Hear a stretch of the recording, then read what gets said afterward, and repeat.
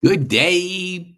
I'm Pete Kane, Podcast Pete, and I have something thought provoking. I want to challenge your thinking about strategy, and I want to challenge your thinking about a book that just came out. I actually am halfway through the audio, I've already read the book, and I'm going to talk about This is Strategy. Here we go. Seth Godin. What does it mean about podcasting? Number 126, and if you'll bear with me because I'm dyslexic. So when I read, if I miss a word or two, okay, but you'll get the gist of it. First off, get the book. Second off, get his deck of cards. Third off, get it on audio. It's just available on audio. So it's 166. How NPR lost to podcasting. And this is a lesson in here, and it's a lesson on your strategy. That if you understand this concept, you won't think like one client said to me, man, there's a million podcasts out there. What do they need to hear from me about? They do. And there's a reason there's a lot of podcasts. So after the fact, it seemed obvious in 2012, public radio in the US had everything it needed to transform the delivery of audio information. A decade later, the internet hosted more than 2 million different podcasts with a listenership approaching 18 billion hours in 2013. NPR ended up with a tiny share of this ability to shift the culture with generating revenue as well. Many of the most popular podcasts are often created and produced by former NPR radio employees, and the core audience was drawn from people who were already NPR listeners. They certainly sound like an NPR production. Here's what happened. The listener decided what they wanted, not the system that was set up with NPR. They had all the money. Kind of like, look at the most recent election. You always can tell because of the money spent what works, what doesn't.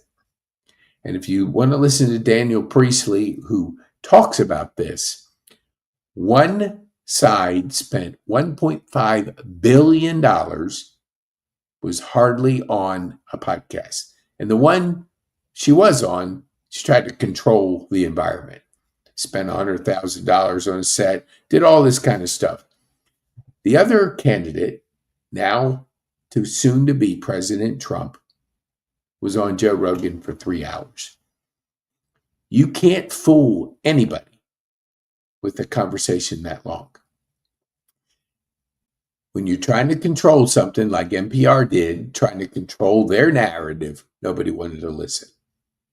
But when you let the listener decide, that's what happened. The listener decided that they wanted more podcasts. They wanted people creating need for listening. You have to earn every viewer. You have to earn every 10 minutes people listen to you. It's not given to you. It's not forced down your throat like traditional way of doing it, legacy media. Here's what we want you to believe. Here's what we're going to give you. Throw it into your, what is it? We're going to force it down you. What the American people did was throw it back up, and they showed it in the recent election. Every battleground state was won by the candidate who was battle tested. The other candidate never had a battle in her life. Everything was given to her, and you could see it in everything she said. I think that I didn't watch it, but I heard it. She was on The View, and one of the individuals said, would you do anything different if you had to do it over again from what Biden did? No, I wouldn't. What? If that isn't no self-reflection or fear, I don't know what is. If anybody can't learn from their mistakes, then they're absolutely oblivious to life. And you could see it. I'd be pissed if I was a donor for the Democratic Party and put that kind of money up. I'd be pissed. 1.5 billion wasted by somebody that didn't give a rip who was how that money was spent. I'd be pissed. So, you know what? If I'm a Democratic donor, I would do something soul searching about where I put my money, because it was wasted.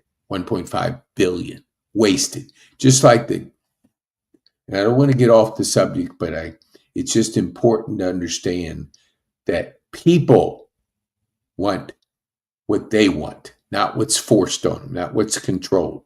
Now you're going to see podcasting continue to go up. And so my message to you is, what do the viewers want? Do you have a message? Do you have something that you feel in your heart America needs to see, the world needs to see? Then go ahead. I'm going to give you a gift. PeteKane.me/masterclass. That's our masterclass, our ecosystem. Number 9 on that list is AI.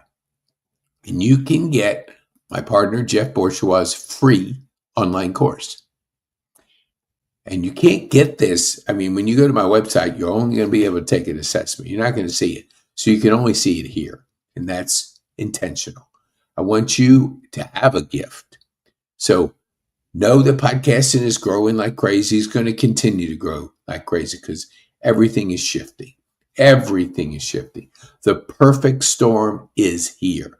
AI's hitting. The climates in Washington is changing. We've got adults running the country now. And now we're going to see what adults do, not kids, not people who don't tell you the truth. What do you think? We fell off an apple cart yesterday and don't know what's going on? The American people have spoken, and they've spoken about the previous 4 years, and they don't want anything to do with manipulation, lies, whatever you want to say. We know what went on.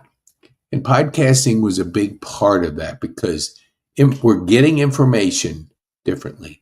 We don't get it from the major legacy media. You're seeing the biggest shift in our lifetime. And AI is going to accelerate that. So get the course. I'll go back. I'll jump off and I want you to, let me see, masterclass, take our assessment. Go to PeteKane.me, take an assessment.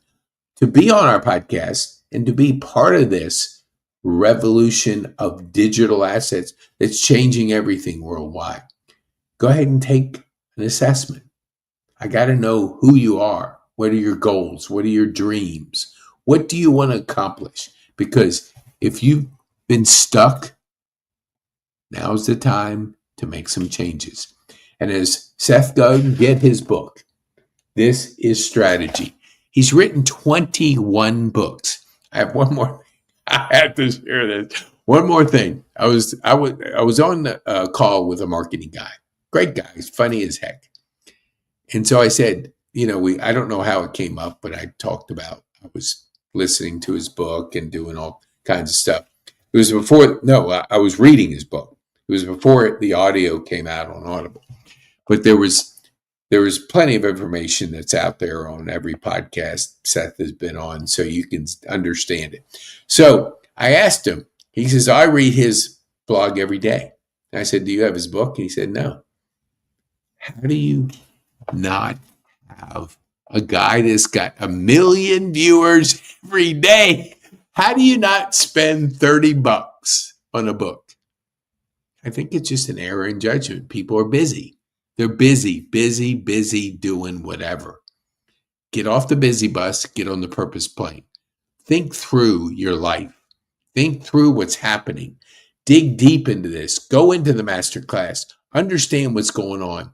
And then take your life and 10x it and scale it, because the opportunity now is now.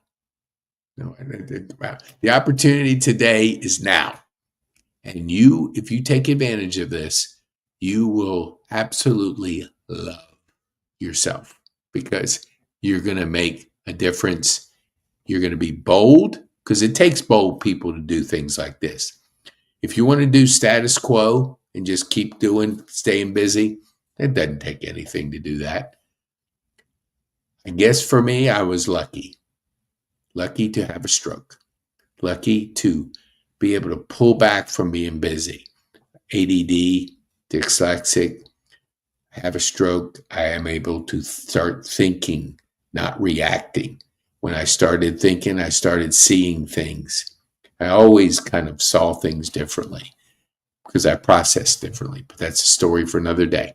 So if you want to help yourself, you want to take advantage of the digital revolution, you want to take advantage of AI, go on to the masterclass, go through it, take your time, dig deep, and then get on our podcast and let us shine the light on you and show you the most powerful ecosystem you'll ever put your eyes on. Thank you so much. Be bold, make an impact.